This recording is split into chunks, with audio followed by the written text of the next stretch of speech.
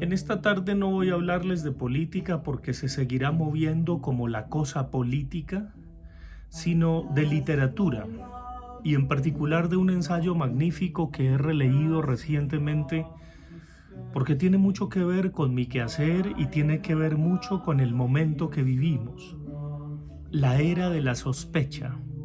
Lo publicó hace más de medio siglo en la revista Le Temps Moderne, que dirigía Jean-Paul Sartre, Nathalie Sarraute. Sí, una de las escritoras que más me ha conmovido e influido en mi vida.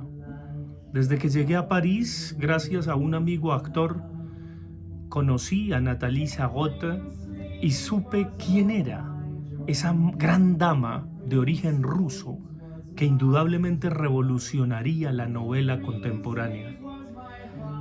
Marcaría las pautas de ese gran movimiento que se denominó Le Nouveau Roman, la nueva novela.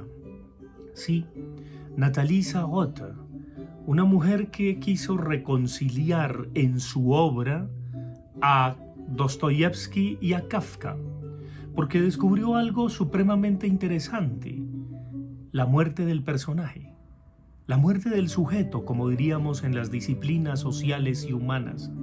Pero en literatura, sí, la muerte del personaje. Ya no se trata de ese personaje omnisciente, fríamente calculado, al cual le damos todos los trazos hasta infinitesimales para que el lector no se aburra y sepa exactamente de quién estamos hablando, como si así ocurriera. No, el personaje se ha desmoronado, al igual que el sujeto, probablemente en 1000 pedazos, y eso inaugura para Nathalie Sarraute la era de la sospecha. Sí, ya sospechamos de todo, hasta de nosotros mismos, al punto de que en mi cuenta de Twitter trinó por ahí mi gato Abelardo. Hay quienes me preguntan si yo soy el de Twitter. ¿Acaso no se han dado cuenta de que yo soy otro? Sí, ya Arthur Rimbaud lo diría conjugando el je est un autre, yo es un otro. Sí, pero el reconocimiento mayor es en primera persona del singular y probablemente del plural. Yo soy nosotros, yo soy otro también.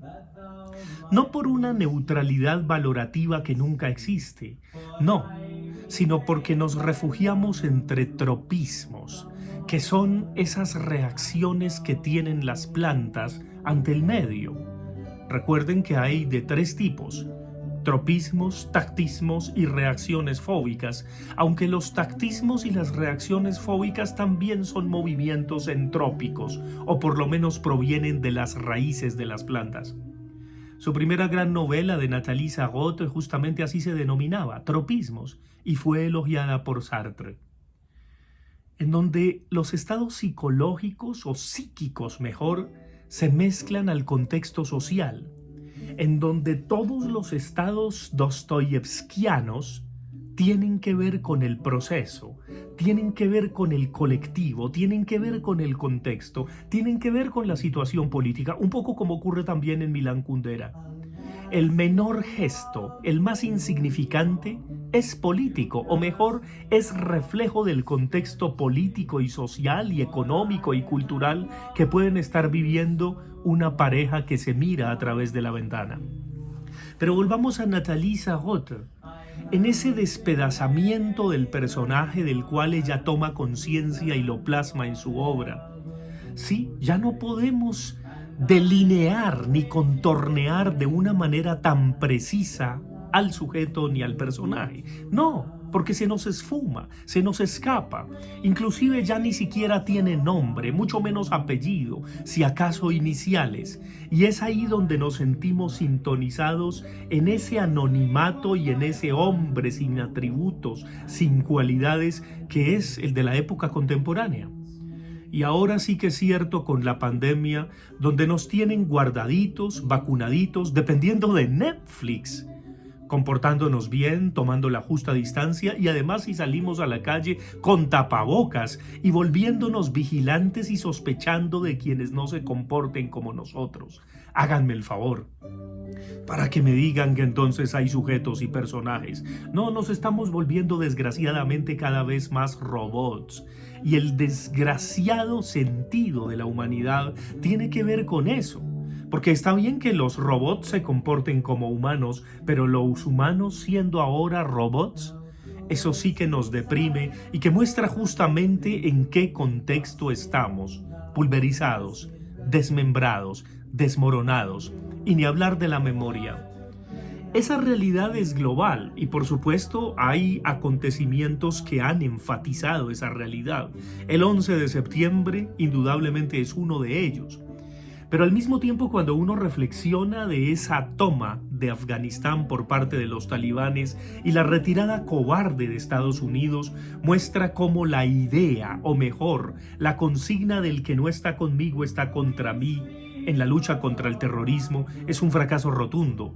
Y un fracaso rotundo porque ya no es el petróleo ni el carbón lo que se vigila, sino ahora van a vigilar el Amazonas. Pero dije que no iba a hablar de política ni de geopolítica. Volvamos al personaje. Personajes todos somos, ni siquiera personas. Pero para llegar a ese estatus necesitamos que un autor nos reconozca como tales. Esa es una buena pregunta, una pregunta por supuesto literaria y para la novela contemporánea. Yo simplemente trato de ver esos gestos que muestran, por ejemplo, en un trino que leí hace poco de alguien a quien le daba pena no solamente reconocerse gordo, sino que está solo. Y entonces pidió una pizza grande y trinó, grité, llegaron, porque me daba pena, lo dice. Pero no es solamente porque tenga mucha hambre o mucha voracidad para comerse una pizza grande, sino porque también tiene miedo y le da pena estar solo.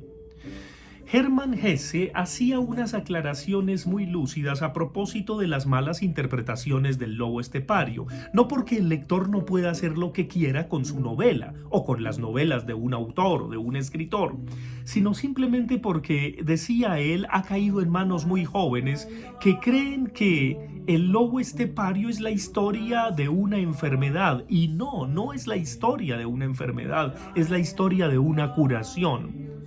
Aprender a asumir la soledad para curarnos de estructuras esquizomorfas que pueden devenir psicosis.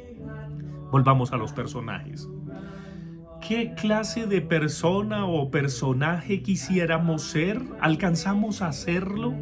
¿Alguien nos reconocerá? ¿Somos personajes en busca de autor? No lo sé. Lo que sí sé es que cada vez somos más anónimos y cada vez así nos quieren, con un código y ojalá marcado, tatuado.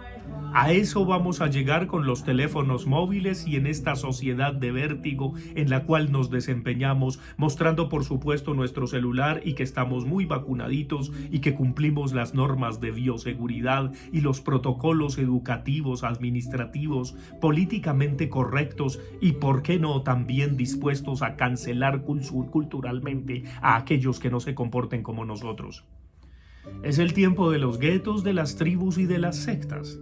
Difícil hablar de individuos hoy, mucho más de personas, y somos personajes pulverizados, anónimos. Nos escondemos entre tropismos.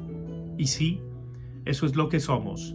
Tratemos de tomar conciencia de nuestra propia banalidad y sobre todo de la banalidad de ese mal que hace que digamos, yo no sé, yo no vi, estaba mirando para otro lado, a mí no me consta. No soy yo quien lo digo. Tal vez lo escuché por ahí. ¿Dónde fue? ¿En alguna red social? La era de la sospecha. ¿Y cuándo podremos inaugurar una era de la confianza? ¿Acaso volveremos a tenerla si alguna vez la hemos sentido? No, tal vez no. Tal vez la fe siempre ha sido absurda y la esperanza que algunos pretenden usurpar siempre estará rodeada de todos los males y quizás sea mejor que quede guardadita en la caja de Pandora. Ahí está Pedro Abelardo que llega a su diván cual psicoanalista y nosotros seguimos escuchando ese Green Lips que indudablemente ha animado esta era de la sospecha. Así es. Nos encontramos en una semana.